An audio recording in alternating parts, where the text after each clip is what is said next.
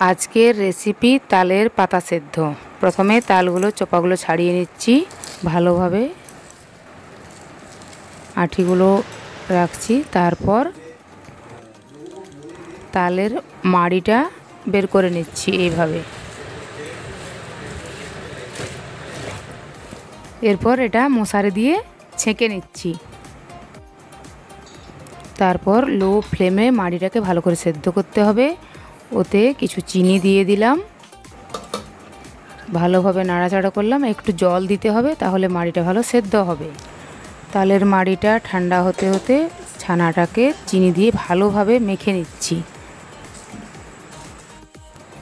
ছানাটাকে পিঠের মধ্যে দেওয়ার জন্য ভালোভাবে রেডি করে নিলাম।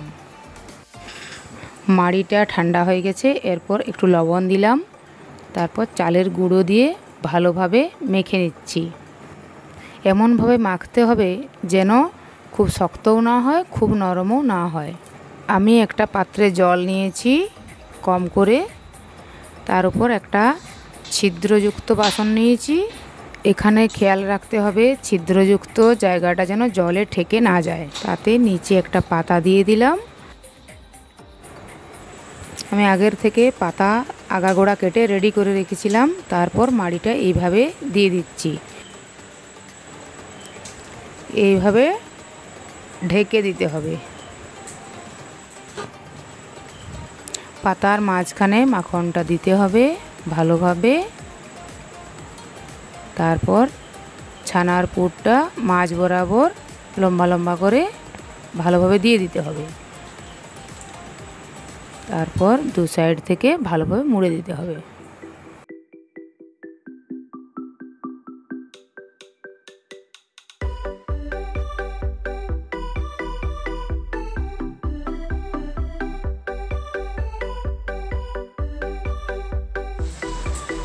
এদিকে জল ফুটে বাষ্প বেরোতে শুরু করেছে। আমি এরপর পিঠা দিয়ে দিচ্ছি ভালোভাবে। প্রথমে কম করে দিচ্ছি।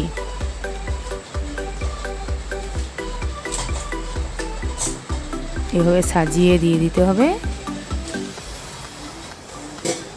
তারপর ঢেকে দিতে হবে।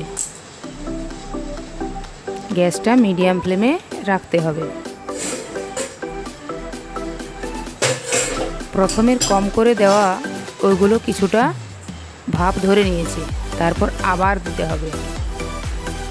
একেবারে দিলে পিঠেগুলো ভালো হবে না। এইভাবে সাজিয়ে সুন্দরভাবে আবার ঢেকে দিতে হবে। গ্যাসটা মিডিয়াম ফ্লেমে রেখে 40 থেকে 45 মিনিট ভালো করে সেদ্ধ হতে দিতে হবে। তারপর পিঠেগুলো বার করে ঠান্ডা করে দেখতে হবে ঠিক হয়েছে কিনা। এরপর দেখুন পাতা সিদ্ধটা কীরকম, হাতে লাগছে না, নরম তুলতুলে হয়েছে, কালারটিও খুব সুন্দর আছে। দেখুন আমি পিঠেটা ভেঙে দেখাচ্ছি কীভাবে পুরটা সেট হয়েছে। এই পিঠেগুলো দই অথবা গাওয়া ঘিয়ের সাথে খেতে খুব ভালো লাগে।